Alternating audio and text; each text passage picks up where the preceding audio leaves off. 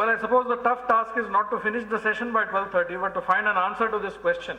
And this question is being posed to a very distinguished set of panelists.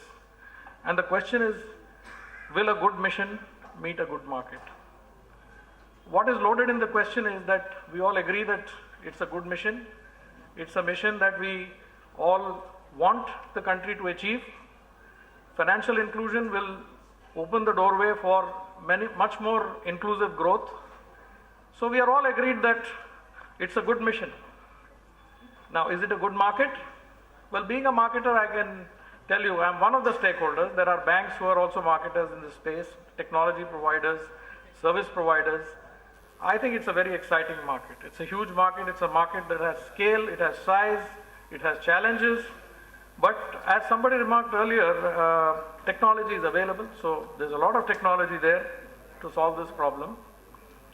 But we are still struggling with the problem of how are we going to make this financial inclusion happen. So to our distinguished panel, this question has been posed. Before I invite the first speaker, there are a few statistics that I thought I should share with you to set the tone and perspective for where we are in global terms. And is this financial inclusion challenge limited only to Bihar? Is it limited to India, or is it a global challenge? There has been a World Bank study report which was released in April 2012, which has been also commented upon by the RBI recently, which says that 50% of the world's population holds accounts with financial institutions. Now, what is India on this scale? India has about 35% of the population has bank accounts with some formal organization, cooperative banks, microfinance institutions, and banks. What is the developing countries' average? It's 41%. So we are a little below the developing countries' average, not so good in itself. But the challenge of making these people use the accounts and make transactions happen and making it viable and converting this mission into a market of viability is global. The global average of transactions is only 9%. So we can understand now that these challenges are not limited to India. They have a global perspective, and there is a human need all over the globe where countries are trying to reach out to the unbanked population and trying to include them in the banking system or in the formal financial system. And the challenge, therefore, is before us to find the reasons as to why this is not happening, and also do some crystal gazing to say whether this will happen or not and when will it happen.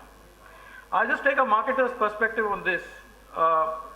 Markets work on aspirations, and I think people have made it abundantly clear in the previous sessions that aspirations of people are very high.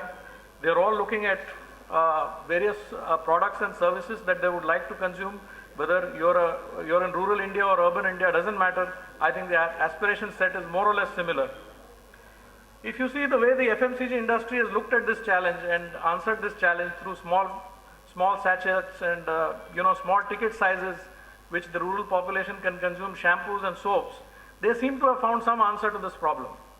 The problem that we still face as far as financial inclusion is, we are trying to deliver a set of services, which is broadly defined but not very clear in anybody's mind as to what these services are, how these services are going to be administered, what is the benefit to the beneficiary, and what's in it for each of the stakeholders.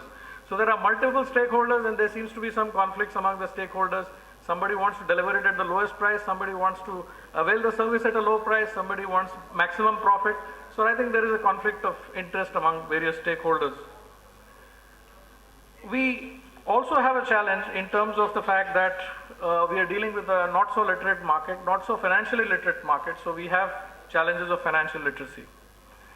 I think one of the objectives of this panel is to find the 3 or 4 top reasons as to what are the showstoppers that are stopping us from completing this financial inclusion agenda that we have so robustly set out to achieve, with a strong policy support, with a strong initiative thrust by governments all over the country.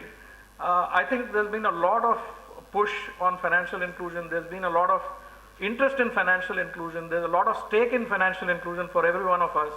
But we need to kind of find this answer in this quick session. So I think before I present my own views, I would request Shri Amitav Verma, Commissioner General Administration, Government of Bihar, to put forward his views on the subject.